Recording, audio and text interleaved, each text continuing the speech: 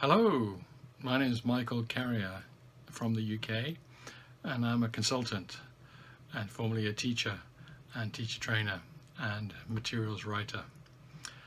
Why do we need intercultural education? As the goals of this project outline, we live in an age of increasing interconnections.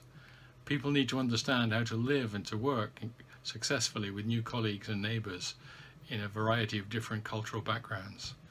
This interconnectedness and intercultural interaction can bring multiple challenges, potential conflicts, and complex socio-economic issues.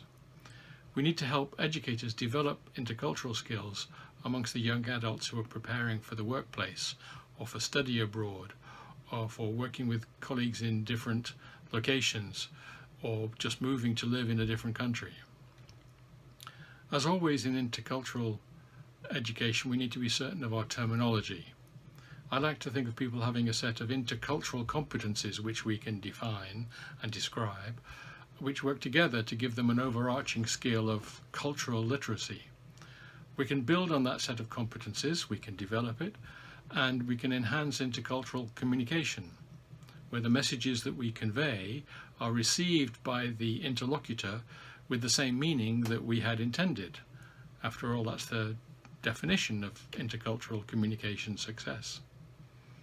So what do adult educators need for this? First, I think they need an awareness of the issue, intercultural awareness.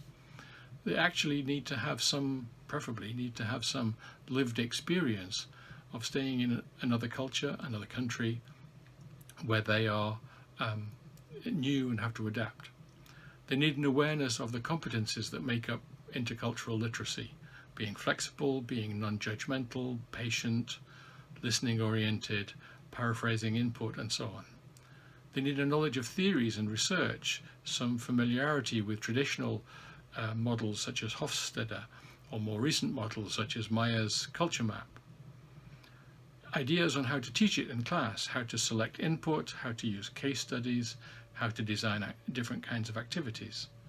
And knowledge of sources and materials for factual information, teaching materials, and texts that will enlighten and motivate students. The project asked for some questions from each of the people making videos.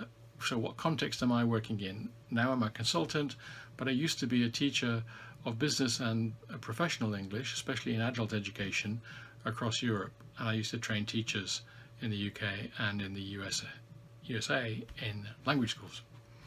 What types of multicultural learners did I have contact with? Mostly young adults, especially in further education, professional education, business education, sometimes technical education, who were planning to work with people from other cultures in their own country or to travel overseas and to work with other people there.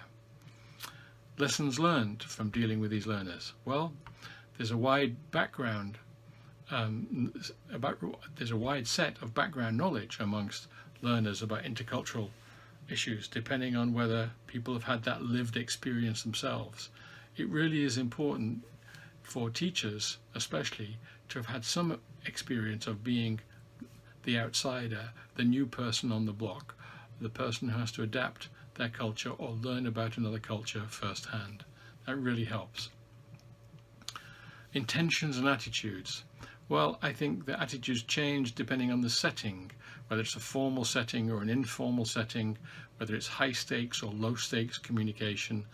And I think a big distinction needs to be made between teaching language learners who are going to go abroad to live or study, probably for a short time or a temporary period of a year or two, and teaching migrants who are coming to live in your country, the teacher's country, and who need to learn about their new host culture and how to adapt to it. These are very different contexts and need different approaches and different materials and methods, I think.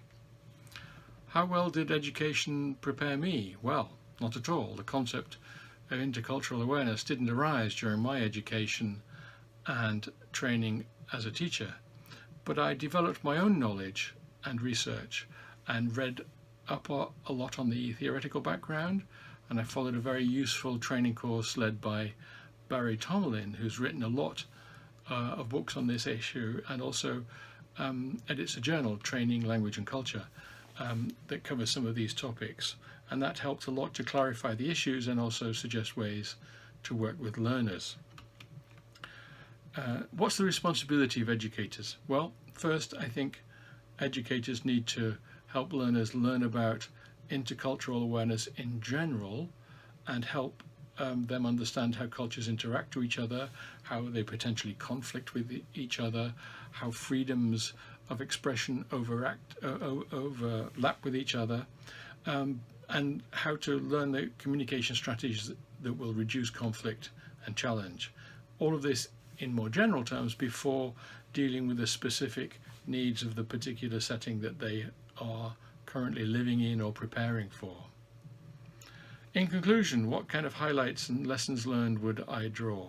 I think it's really important to explain to learners that we are not trying to impose cultures or compare cultures unfavorably to each other, but we're trying to help learners to understand each other and to deal with cultural differences in a sensitive way, and to help improve communication so that everybody realizes that they're on the same page.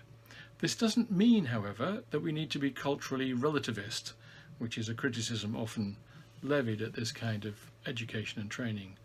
There are some controversial issues: respecting the rights of women, respecting freedom of speech, respecting the rights of other people to live differently, that need to be dealt with clearly and firmly in this kind of intercultural communication program, especially when helping migrants learn how to adapt to a new host culture. It is hoped that intercultural awareness will lead to improved intercultural communication, and this will lead to better respect of difference and better harmony in living together. But respect is a two-way street, and this respect has to go in both directions.